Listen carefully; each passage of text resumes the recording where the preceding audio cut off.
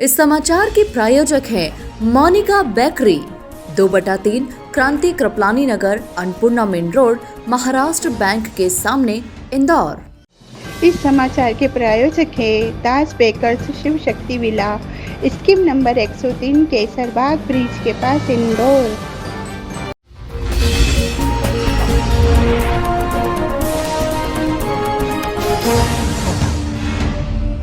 देवी अहिल्या विश्वविद्यालय में लगातार हो रही अनियमितताओं को देखते हुए विद्यार्थी परिषद अपनी 25 सूत्रीय मांगों को लेकर 14 जून को विश्वविद्यालय परिषद का घेराव कर कुलपति को ज्ञापन सौंपेगी। इस बारे में जानकारी देते हुए विद्यार्थी परिषद के राष्ट्रीय मंत्री वीरेंद्र सिंह सोलंकी ने बताया कि विश्वविद्यालय की अनियमितताएं, अव्यवस्थाएं एवं विद्यार्थियों की समस्याओं को लेकर परिषद आंदोलन करने जा रही है।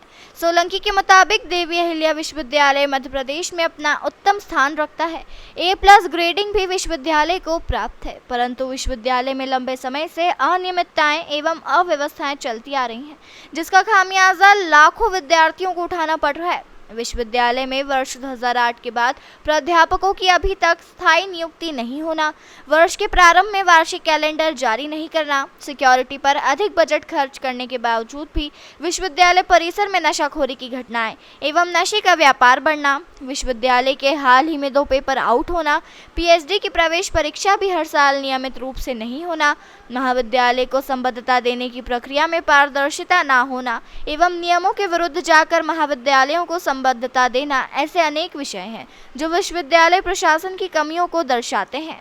रखी गई है। ये प्रेस कॉन्फ्रेंस रखने का मुख्य कारण ये है कि हमारे इंदौर में और मध्य प्रदेश में जो टॉप मोस्ट हमारा विश्वविद्यालय देवी अहिल्या विश्वविद्यालय इंदौर, वो जो A+ ग्रेडिंग का भी रहा है, ऐसे विश्वविद्यालय में बहुत लंबे समय से अनियमितताएं चल रही है, अव्यवस्थाएं चल रही है और विद्यार्थी इतना परेशान है कि उस विद्यार्थी की बात को सुनने के लिए यहाँ कोई नहीं है। तो ये अनियमितताएं, अव्यवस्थाएं और जो विद्यार्थियों की समस्याएं, इस सभी समस्याओं के निराकरण के लिए अखिल भारतीय विद्यार्थी परिषद ने 14 जून को एक विश्वविद्यालय, संभागीय स्तर का विश्वविद्यालय घेराव का आयोजन किया है। उस संबंध में आज हमने प्रेस कॉन्फ्रेंस रखी है।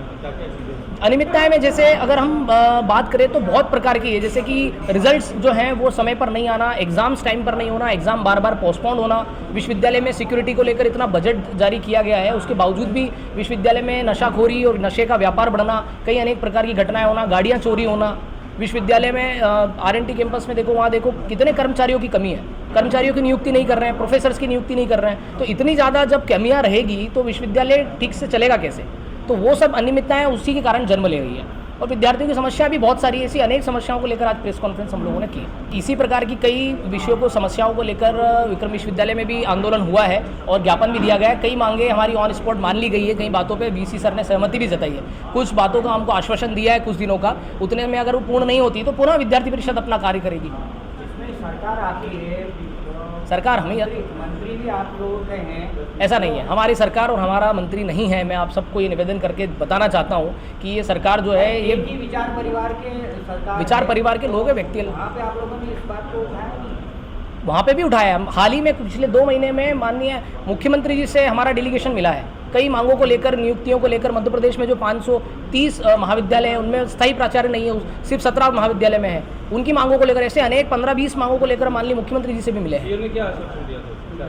CM ने सारी बातों का उन्होंने लिया है, उन्होंने आश्वासन दिया है, कुछ बातों पे काम भी शुरू हुआ है, जैसे प्राचार्यों की नियुक्तियाँ, प्रोफेसर्स की नियुक्तियाँ महाविद्यालय में शुरू हुई है, लेकिन बहुत धीमी गति से है, उसको स्पीडली आगे करना चाहिए विद्यार्थी परिषद की मांग। इस्तीफे की मांग करना अभी नहीं है, अभी हमारी समस्या जो एड्रेस कर रहे हैं उनका निराकरण हमें चाहिए। अगर वो नहीं कर पाते तो इस्तीफा दें, बिल्कुल अयोग्य है तो इस्तीफा दें, उसको भी शामिल किया जा रहा है। ABVP अनुशासन का आवरण करती है और अनुशासन, हम अनुशासित होकर ही काम करते हैं, और अगर कोई विद्यार्थी टीचर से साथ भी अनुशासनहीनता करता है, कुछ ऐसी ABVP अनुशासन का आवरण करती है और अनुशासन, हम अनुशासित होकर ही काम करते हैं, और अगर कोई विद्यार्थी टीचर से साथ भी अनुशासनहीनता करता है, कुछ ऐसी घटना करता है, तो विद्यार्थी परिषद उसका भी विरोध करती है। स्टूडेंट्स का भी आग्रह करती है कि आप ऐसे आचरण का व्यवहार, प्रकटीकरण ना करें। प्रदर्शन के लिए अनुमति ली है, क्योंकि अनुमति भी लेना होगा। विद्यार्थी परिषद अनुमति का जो आज सुबह विश्वविद्यालय की ओर से आया है, ये आज सुबह हमारे प्रदर्शन को देखकर ही विश्वविद्यालय ने ये जारी किया है कि कोई भी संगठन, छात्र संगठन छात्रों की आवाज़ नहीं उठा पाएगा।